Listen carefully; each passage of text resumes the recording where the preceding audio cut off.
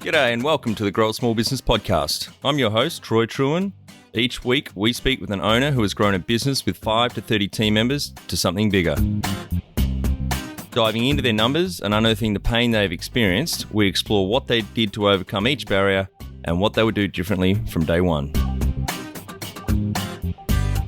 Let's get into it. Welcome everyone. Today I'm interviewing Cynthia Kay from CK & Co. based in Grand Rapids, United States. Thanks for your time today, Cynthia. Oh, I'm so happy to be with you. Let's start with how we know each other. CJ from Testwoods PR reached out a few months ago. I thought you'd be a great guest for us. Oh, yeah. They are an awesome group of people there and have just been super helpful in connecting with me. They're an awesome group of people and they've just been super helpful in connecting because they know people like you. So There you go. And they helped out with your books when you getting the word out. I worked with Tess when I published my first book, and she's now working with me on my third. Oh, fantastic. Maybe tell the audience a bit about those books before we jump into the questions. I can.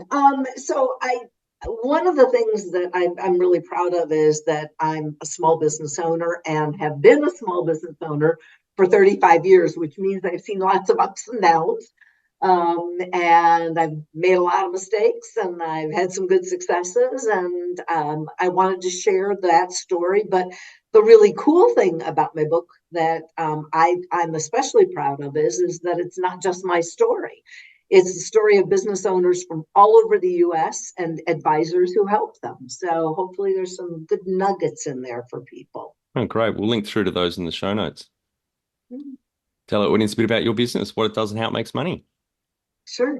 So I own a media production and communications consulting company. I like to say have camera, will travel.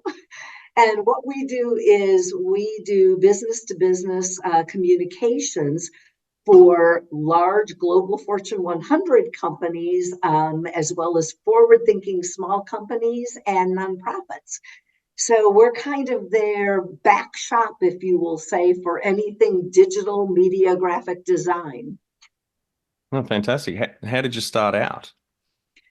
Well, I actually started out thinking I would be a singer. I went to school as a music major. Couldn't graduate early, so decided I probably should go take some more classes and got very interested in television and radio and actually started my career in broadcasting and did that for about 13 and a half years, was really successful until I got fired. I like to say you're nobody till somebody fires you. And I always thought I was going to start my own business. I didn't quite think it would be that soon. But when I looked at, did I want to go back to work for another broadcasting company? I just really didn't want to do that. I had that itch to kind of go be my own person and create a business and grow it the way I wanted to. Fantastic. You've got to tell us the story about being fired. Well, there was a confidentiality agreement involved in that. But essentially, the last station I worked there 6.5 years. And frankly, I worked for, I think it was 4 or 5 different owners. They kept buying and selling and buying and selling. And the last company that came in, the new owner walked into my office one day and said, without even looking at me, just was kind of looking at the awards on the wall and said, "Why do I pay you so much money?" Now, by the way, I didn't think it was so much money, but he did. And it kind of floored me. And I said the first thing that came into my mind, which is because I'm really good at what I do. And obviously it was one of those, it wasn't a good fit. I can tell you they tried to make me quit. You know how businesses sometimes do that. And I basically said, if you want me gone, fire me. And they did. And I sued them and we settled out of court. And I started my business. So a little bit of an interesting story there. And so what year did you start your business then? Yeah, I actually did. I had been doing some freelancing on the side. Today they'd call it a side hustle. It's a big popular term now. Back then we called it freelancing. But I was doing some jobs on the side, and that was fine with the station. They didn't care. And then when it came right down to it, I got some really great advice from a person who said to me, actually former ambassador to Italy from the US, said to me, Cynthia, if you want it to be a business, you got to quit playing. Just quit playing at it and go make it a business. And that means you have to be all in. And I took the advice and said, I'm going to do this. And it certainly is one of the hardest things I've ever done. Like most business owners starting out, didn't take a salary for like 6 months. But it's probably the most exciting thing I think I've ever done. And I have never looked back. That's great. So it was 1989 you started? I actually started in 1987. 1987. Wow. And then 1988 was the crash, the October Yeah. Black Friday, I think. No, So well, good time to I've start. been through probably 2 or 3 downturns in the economy, not to mention COVID. So I kind of see myself as a survivor and a thriver. Well, that would have grounded you. A friend who was an architect in Melbourne, a business friend, a few years older than me. But before I moved to London, we went out for lunch, and he put this really interesting question to me. He said, "How old are you?" And I told him. He said, well, "You've never worked, you've been of working age, out of uni when there's been a recession on." I said, "No, I haven't." And he said, "Well, when he came out of university, they went pretty much straight into a recession. So he's very risk averse because of that experience." I found that really interesting. Mm-hmm. Well, and it's interesting because you do have a very different perspective. Quite frankly, when COVID hit, um, we were prepared. I mean, maybe not as technologically prepared because things really changed, but we were prepared to really change the way we were doing things, to pivot, to try some new things. We weren't hesitant. And so at a time when a lot of people were pushing, were pulling back, we were pushing forward. We were saying, hey, we're all in. We're going to do this. And we are not going to let this stop us from continuing to be sustainable. So how old were you when you decided to become a small business owner? I was in my 30s. Right. You can do the math. I am old. You're very experienced, is the way I describe it. There we go. Yeah. Experience. I love that. Much better than old. And so has it been CK & Co. ever since 1987, or there's been some iterations of other businesses? Well, so actually, I started the business with a partner, and that went fairly well for a while. But it became very obvious that we wanted different things. We saw where the company was going very differently. And so about 10 years in, I actually said, buy me out, or I'll buy you out, or let's sell the whole thing. But this doesn't work anymore. And we actually even went to, I call it business counseling, tried to make sure it's kind of, like marital Yep. counseling. Um, but I actually share the story in the book that I wrote. And the thing that I find that's really interesting is what I developed from that experience was that everybody should have a business prenup. Kind of like you have a prenup when you get married, you need a business prenup. And you need to ask all kinds of really great questions. And even then, sometimes it's you make a mistake. Yep. But it's really all about how do you recover. I think that's it. So when it came down to it, I ended up buying him out. And quite frankly, that's when the business really started to move ahead. His really positioning was he wanted to keep it really small. He didn't really want to grow it. So, that was a good chunk of time in there that we weren't growing. And so when I took over, my path was really growth, bringing in employees and, kind of fast tracking it. Yep. And for the audience, business prenup is a shareholders agreement, and I'm floored still how many businesses I start working with that don't have one in place when there's more than one business owner, obviously. It's Yeah. such a fundamental document. You need to write it. You need a good legal advisor. You need to write Yep. all the worst case scenarios in place, hoping you'll never have to use them, but it'll save so much time, stress, and money if Yeah. shit hits the fan and the partnership blows up. Yeah. Well, unfortunately, I grew up in a family-owned business. My dad was in business with his two brothers, and they never wrote anything down. They never, and they were very old school family business.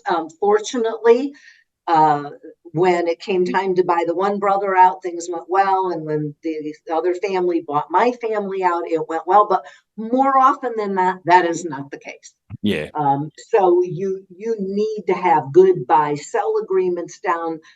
But I also think it's not just about the finances. That's what people don't understand. It's really, and I've got a whole list of questions, including, do you like your partner's family? And and is your partner going to be on board when you are working 70 and 80 hours a week? And I mean, there's all these things you don't think about. It's not just the structure. that's often a big one, is that imbalance of input of time. That's a Mhm. really tricky one. You've got to make sure you get expectations aligned up front. Absolutely. And on your with your business prenup, did you have, I think it's called like a Russian roulette clause where you one of you want out and you both put a number in an envelope and it's the price that you either you've got to buy it or the price you're willing to walk away from. Is that, did you have a similar clause? We didn't it wasn't exactly called that, but yes, whoever was going to buy it out had to accept the same thing.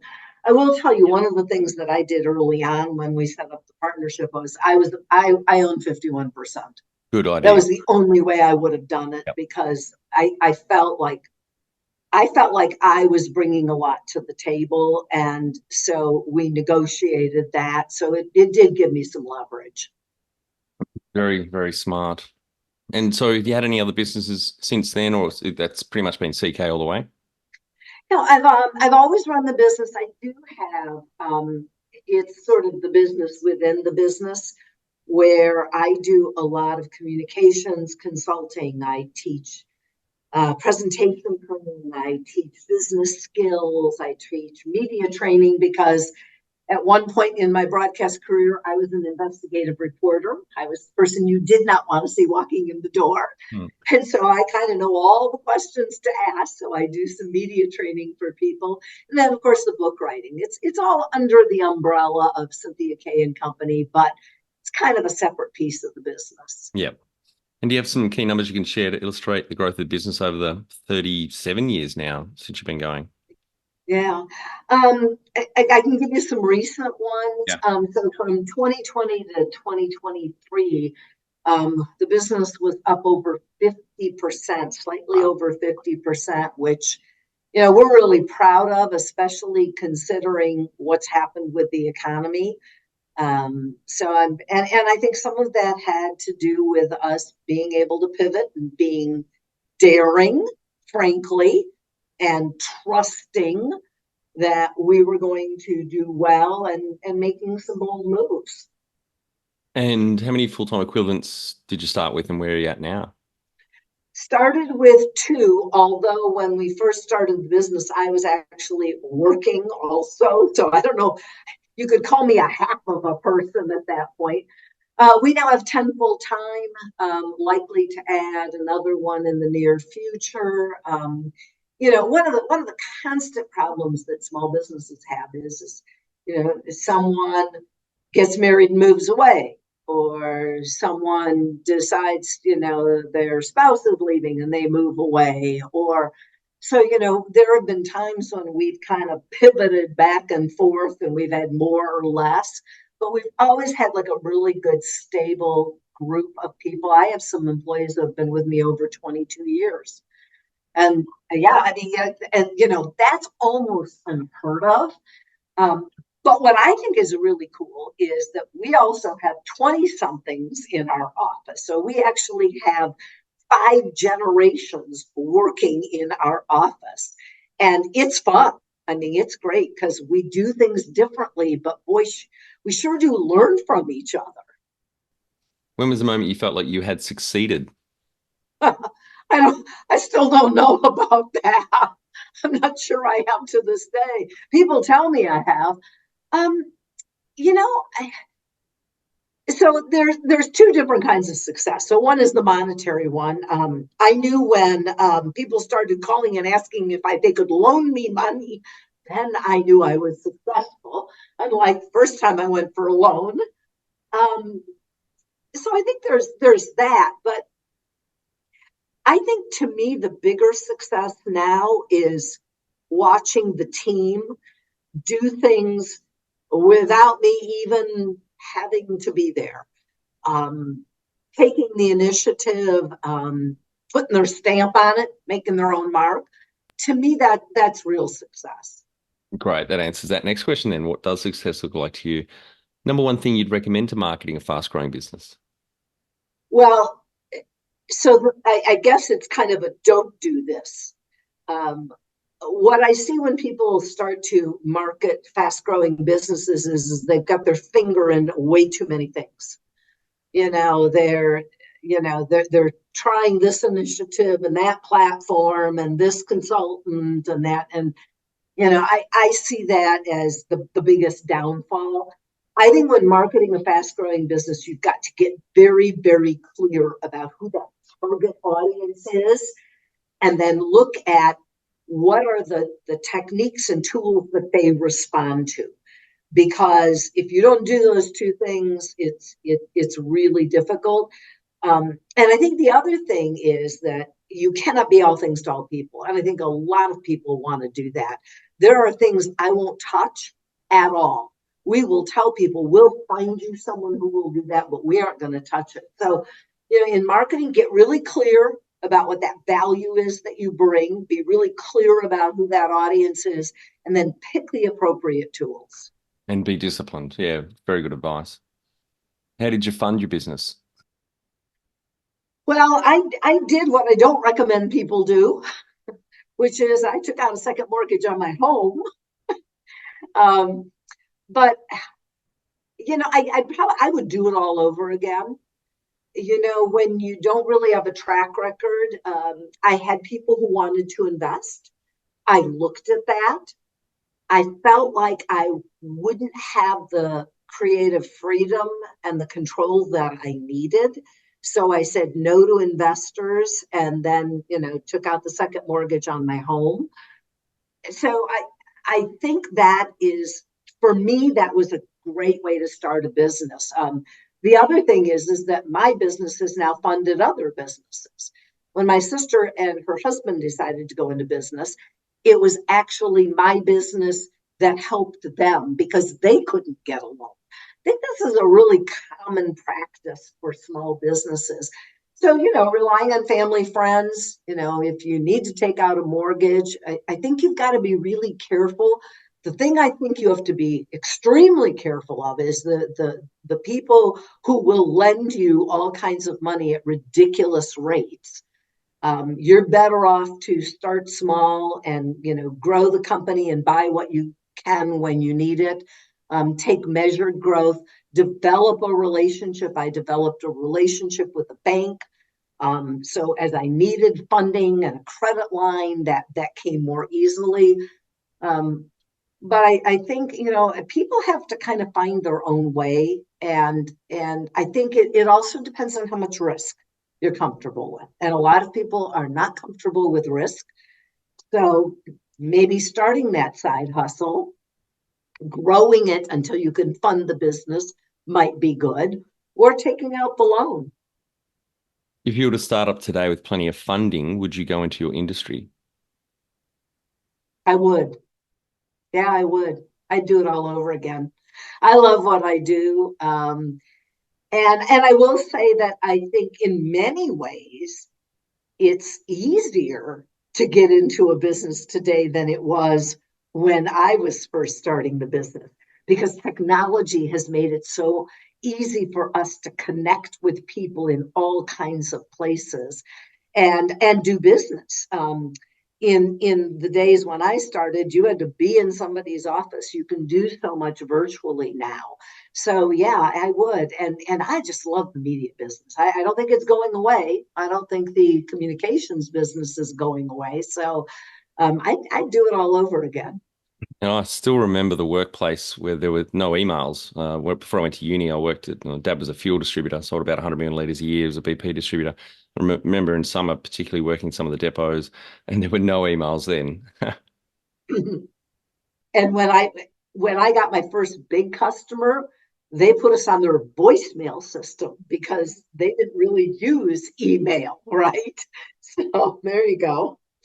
Can you outline the most stressful point in your small business growth journey so our audience can learn from it?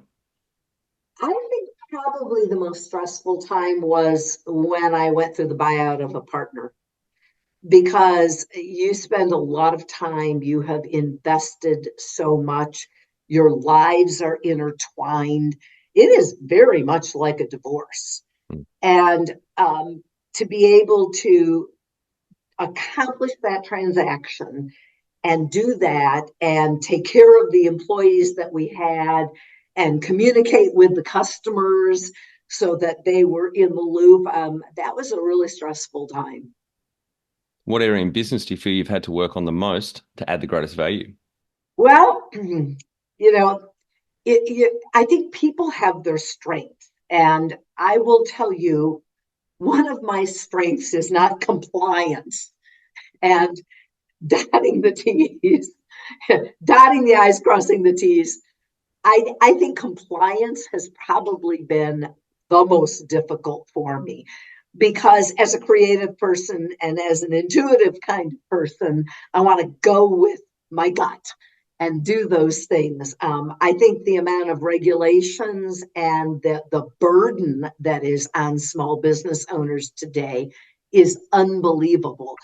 And it is next to impossible to be an expert in all of those things that keep you compliant. And so that's something I've really had to work at. And I'll tell you how I've worked on it. I've worked on it by developing a team of external advisors who keep me on the right track because it's frankly not something I'm good at. Yeah, it doesn't sound like it if you're dotting T's and crossing I's. I know. See that? There you go. What have you what have you enjoyed the least about managing fast growth? I think probably searching for the talent that we need. I think that, when you grow quickly, it's it's hard because you're bringing people in and getting them up to speed and frankly just finding people is difficult. Mm. I don't know a single business owner that doesn't struggle with this. And so we've had to get really creative about how we find people. But that's the thing I think I've liked the least is really just having to struggle to find the right people and the right fit. Yep, totally agree. What do you love most about growing a small business? Well, I think the thing that I love the most is the pace. We work at just lightning speed. I mean, we are constantly on the move, on the go. I love the challenge that somebody brings to us and being able to accomplish it when I know bigger organizations can't manage to get it done. And so for me, that's just really fun. What has been the biggest mindset shift for you in your small business growth journey? Oh, well, I've had a couple of them. I think the biggest mindset for me, the shift has been that I always thought that if you run a great business and you do really quality work, that people will notice it, that the customers will recognize it, value it, want to work with you. And what I've discovered is that as a small business owner, actually almost as even medium and large business owners, but particularly small business owners, you have to learn how to brag. You have to learn how to be able to really articulate your value and do that in a way that lets people know that that you're good at what you do and that they should want to do business with you. And I think that's been hard for me because, I always, I grew up in a family where I was, don't be humble, don't brag, don't get out front, all those things that our mothers and fathers told us. But so for me, that's been difficult. And now I preach it because what happens is if you don't articulate that well and you don't go out and really shine the light on what you do, someone else gets that opportunity who might not be as good as you are. Yeah, totally agree. Copywriting or writing in general is so important. Have you read Donald Miller's Story Brand? No, I have not. I'll shoot that through to you. It's a great book. It Yeah, no, I have not read that. really focuses on clarifying your messaging. Well, what about any of April Dunford's books? Obviously, Awesome or Sales Pitch. Mm-hmm. No, have not. I'll shoot those through to you. They're great, getting your messaging, your positioning right, your messaging, and your sales script. So I'll shoot you through those books. Mm-hmm. The number one habit you think a small business owner needs to develop and maintain? Taking time for oneself is probably the biggest thing that a small business owner needs to do. And I think it's the hardest thing. And I don't care what that is. I mean, for me, I will tell you it's going for a walk, it's getting outside, it's getting on a treadmill, it's doing something to get away from all of the noise that's in your head. And if you can do that, I think you come back to it with fresh eyes. So I would say, just try to, and it doesn't even need to be a long time, but just that time that's really yours. I think that's important. One or more of these growth pillars standing in the way of you living the lifestyle you've signed up for? People, strategy, marketing, funding, or systems.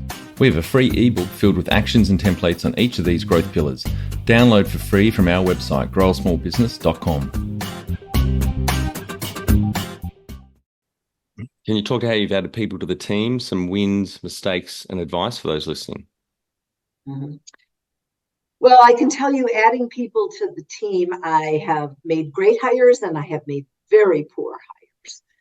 And I think a lot of the mistakes that I have made is because I didn't delve deep enough into really the approach that people had. I've since come to learn that there are some things that you can teach. I mean, we can teach people in the media business how to, punch the buttons, run the cameras, do. What you can't teach is attitude. What you can't teach is the energy that somebody brings to the business, the self-motivation. And so now what I look for is really very different. I look for a lot of really great soft skills, and I look for people who really want to be a part of a team. That has become very important to me. The rest, I'll teach the rest. Totally agree. The two main things I look for is attitude and aptitude. So aptitude, they're smart, they can pick things up. Yeah, and attitude fits into that, the cultural piece, and they're just a go-getter. They want to actually get shit done. Mm-hmm. What are some of the things you recommend to building a sustainable and kick-ass culture to help with the growth? I think one of the things that small businesses and actually all businesses don't do enough is educate employees. Yep. Is really take the time to help them have business literacy. I feel like I spend a lot of my days these days saying, so why are we doing this? So what's our approach? Well, so what happens if we do this? I think educating people about the why is critical. I think educating people about what your mission is and how you approach the business. And also, not just you educating them, but sending them out, giving them opportunities to experience things, whether it's going to a trade show or going to a networking event or going to, some sort of a seminar, anything that will help them see outside of that business. Because when you invest in people, those people bring something back to that table, and they are the ones that come up with the ideas that I think sustain businesses. As a business owner, you can't do it all. You simply can't. And you get tired if you try. So having other people come up with those ideas and reinforce that culture, I think that's what you have to do. Yep, totally agree. We in our business transformation program, that's one piece we talk about is investing, throwing even a couple hours a week for professional development for each direct report. One, you get productivity gains, they get better over time, but it also increases their engagement. Something like 80% of the workforce is disengaged. They don't really give a shit about where they work. They don't put any more discretionary effort in. But the other thing is that it helps with retention as well, because in a lot of HR surveys, pays rank the fifth reason why someone chooses to work somewhere. And above that, often is that feeling of being developed by their manager and career progression as well. They say people don't leave jobs, they leave their bosses. And the reason they leave is because they don't feel like they're not getting anything back. Yep. All their bosses an asshole or incompetent. It's 70, There you it's go. 70% of people quit their manager, not their job. Yeah, Hmm. absolutely. Tell the audience how you've handled balance. Have you nailed this over all of 37 years in business? Well, at times not well, I can tell you that. But I think that kind of comes with the territory. I mean, I think it really does. And I have never looked at it as work. I have looked at it as getting up every day and doing something that I love. And if I love doing that, that's my balance. I will tell you, as I have progressed in my career, um, I have I have found more time to have balance and take some time for myself. I've picked up some hobbies. I love to golf. I'm starting to travel more. One of the things that I do, which some people might think is another job, is I actually direct our church choir. It gives me huge joy to do that. And the reason I love doing that is it's completely different than what I do. It's a volunteer position. And so I get to do what I want to do. And I love music. But I think, if balance is different for every person, because I've had people say, why do you work so much? And I don't feel like I do.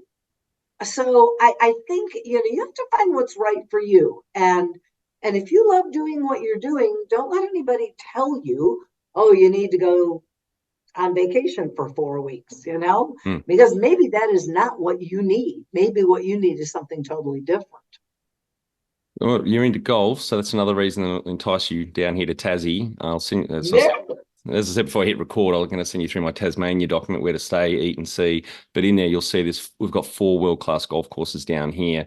I think 2 of them are in the world's top 50, and one of them has been Australia's #1 public golf course since it opened 18 years ago. And we've also got just out of Hobart, an hour out of Hobart, Australia's oldest golf course, 1822 as well. So that you can play normal golf or put on the hickory outfit and play some hickory golf as well.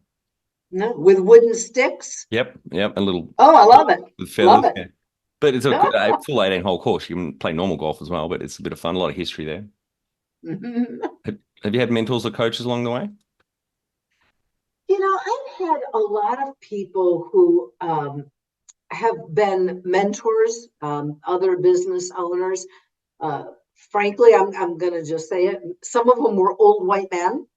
I mean, people. Hey, I love it when people go, so what women inspired you? At which point I say there really weren't a whole lot of women business owners, so there weren't any women, but there were many of my dad's dear friends who did all kinds of great things for me.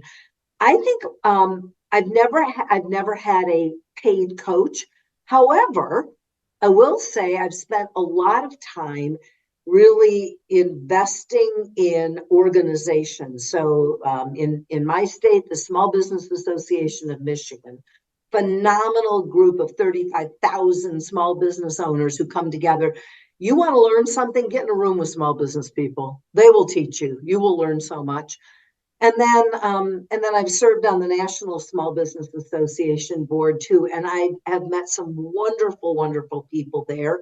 And we've actually formed very informal cohorts where, we've got a question and we get on and we will email everybody and someone will answer you.